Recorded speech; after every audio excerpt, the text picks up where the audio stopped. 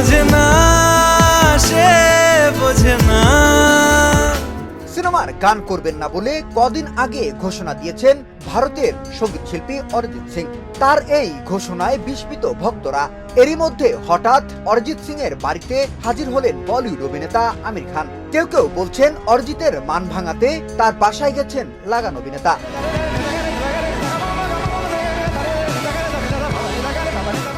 গত সোমবার মুম্বাইয়ে গায়কের বাড়িতে ঢোকার সময় অভিনেতাকে দেখা যায় চামড়ার জ্যাকেট ও বেজ রঙের জিন্সে। তাকে ঘিরে নিরাপত্তারক্ষী।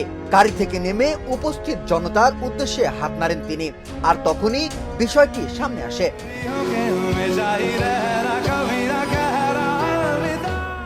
বিভিন্ন সূত্রে জানা যায় বলিউডের অনেক প্রযোজকের ছবিতে গাওয়ার চুক্তি ছিল অরিজিতের, কিন্তু অরিজিৎ ছবির গান গাওয়া থেকে আচমকা অবসরের ঘোষণা করায় বেকায়দায় পড়েছেন তারা। এই দলে সম্ভবত আমির খানও রয়েছেন, তাই তড়িঘড়ি ছুটে এসেছেন গায়কের জিয়াগঞ্জের বাড়িতে।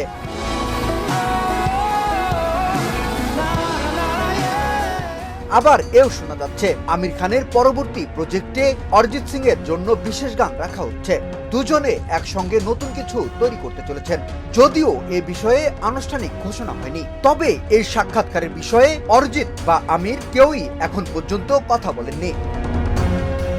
বিনোদন ডেস্ক, শোবিজ 24।